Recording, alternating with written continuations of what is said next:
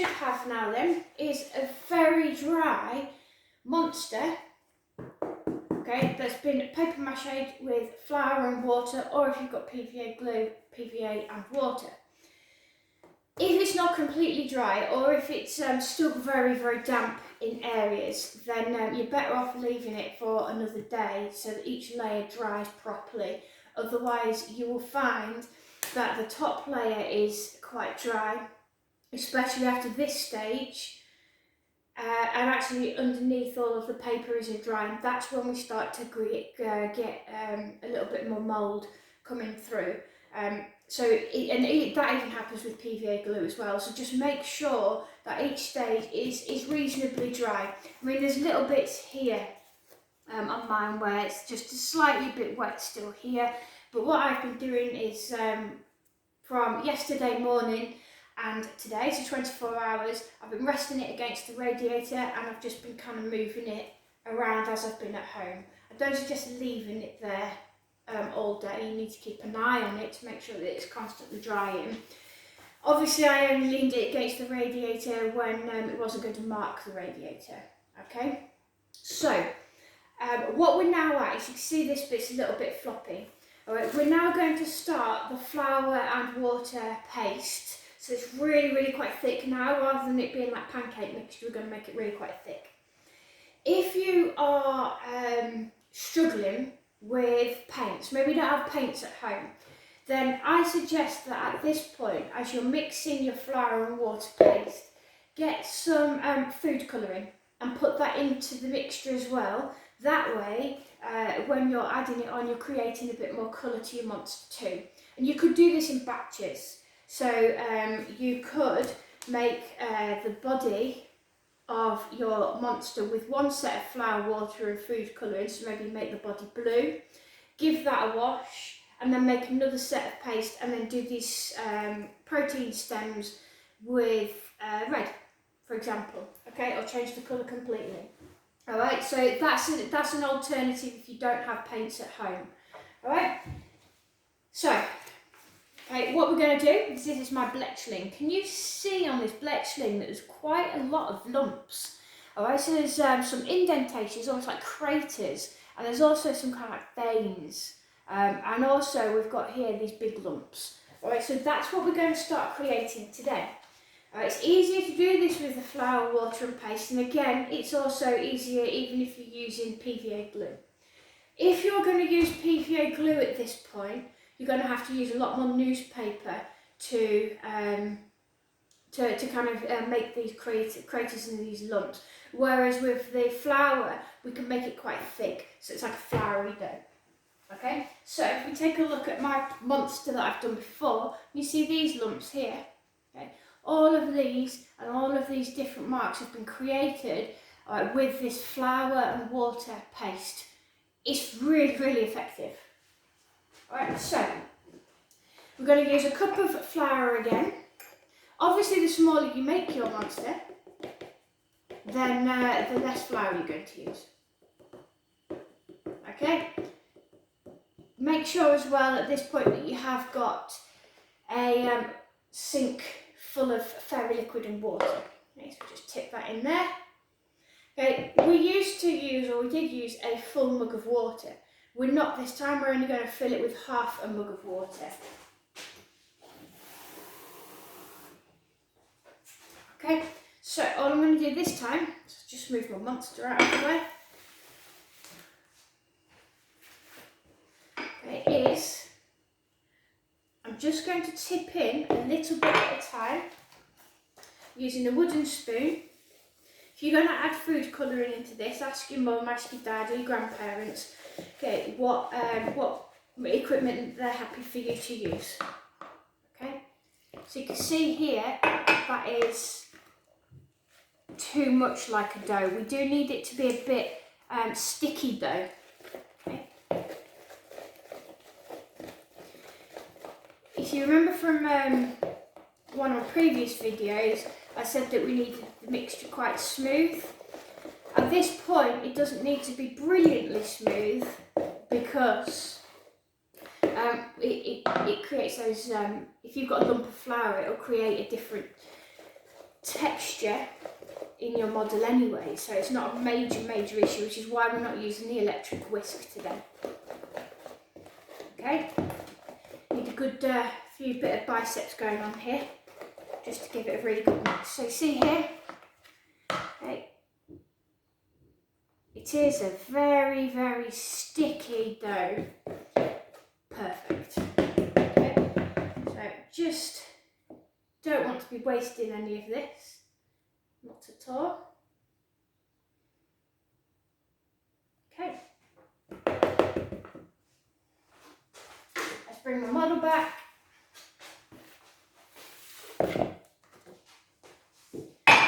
Oops. So what we have here then is I have got my spare bits of paper that have been left over. Okay, so I'm going to very quickly show you how to make the lumps.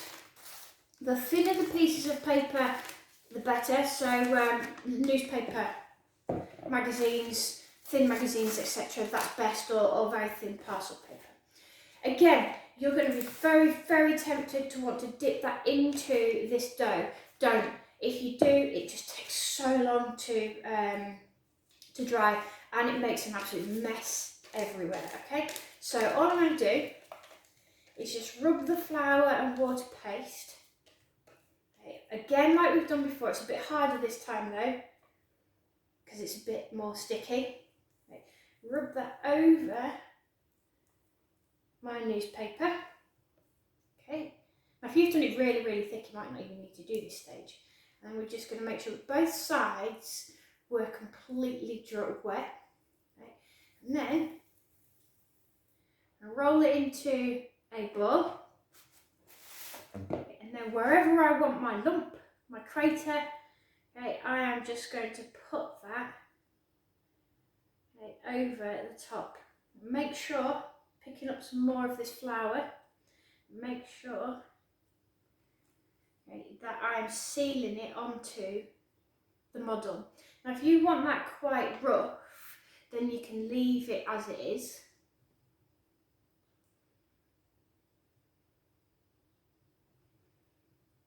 Okay. Or you can try and make it a bit more smooth by putting the flour over the top. Okay.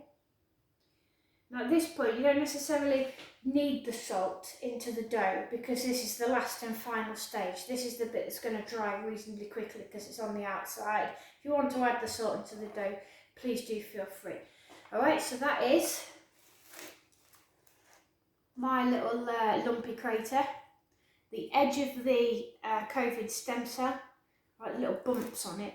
So we'll do another one of those just to quickly demonstrate again. It gets a bit sticky, this does. This is why it's very important to have a bowl of water, soapy water to hand, in case you need to wash your hands. Okay, so put the flour, water, dough on both sides of the newspaper, scrumple it together. If you've got younger brothers and sisters doing this bit, it may be that you do the dough onto the paper and you hand that to the brother and sister, and then they stick it on the monster. Just so it's not, they don't get frustrated with the paper ripping. Okay, so just use the flour, paste,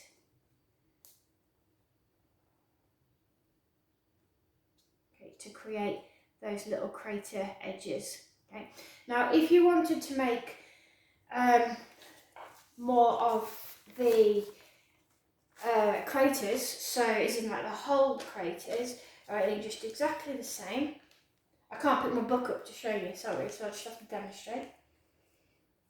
Making sure again we've got all of it with some kind of flour water paste on it. Both sides. You will find that this, you do have to work quite quickly with this because we've added less water. It will dry a lot quicker. Alright, it starts to become quite difficult to use.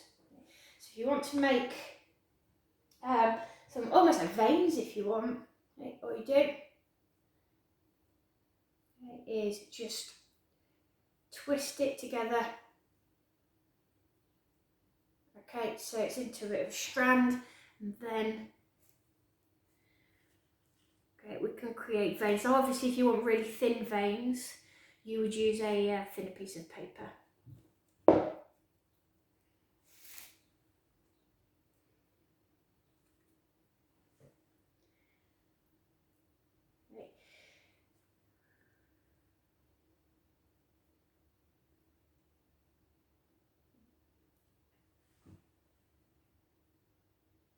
So stapling it. Okay, always making sure that all the edges are stuck down. We don't want any paper to come through with your model when we're painting it, mainly because we want people to be able to look at this and think, wow, what have you made that out of? Okay, right, so that's how you can use the newspaper. If you don't want to use the newspaper or even tissue, toilet tissue would work really well with this. Alright, then what you can now do is you can add to create these really kind of, if you have a look at the COVID cell, it has got this kind of very holy, almost sponge-like texture to it. Alright, so I'm just going to press my flour water paste all over my model now, including on the edge of these protein spikes. Now on the edge of the protein spikes, if you look at the picture, it looks like, it does look like a very thick sponge. Okay, so I'm just going to make it nice and rough. Now you can create all kinds of different effects with this. Alright. And if you want to make it even more sticky, adding more flour, alright, then you can actually mould a little bit more.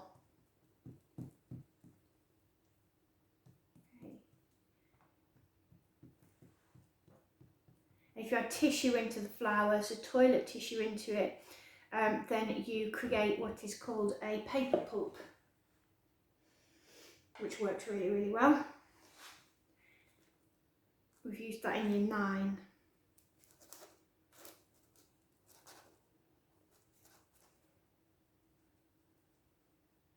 So you're creating that rough edge, right, of the protein spikes, of the cells. Right. You kind of almost pull it up and see what happens. Just kind of leave it to be natural. You remember what I said before, where I said don't worry if you've got any holes in your sculpture. Alright, where the newspaper is kind of peeled off slightly, so I've just covered a hole there with this now amazing, I think it's amazing, texture. Now this will dry white, so it means you don't have to paint the model. Now I quite like this bit here, so if you can see it, just pick it up. Where on the edge of the protein spike there, you can create these kind of like web effects. Okay, so that's quite nice, especially if you put a little bit more flour in it. Alright, you might be able to kind of create these interesting effects that make it look even more cell-like, and little bits of drip. Okay, like this here, look, can you see it where it's dripping? Alright. So you can create some really nice, quite gory effects if you want. This adds strength to your model. Alright, and you just go using all of your paste, work your way around and add whatever texture you quite like, adding more flour if you want to mould texture, maybe you want to create more vein-like effects. Maybe you like the idea of it cracking, because it will crack when it dries if you apply it quite thickly. Alright, that will create a nice effect. Paint over as well.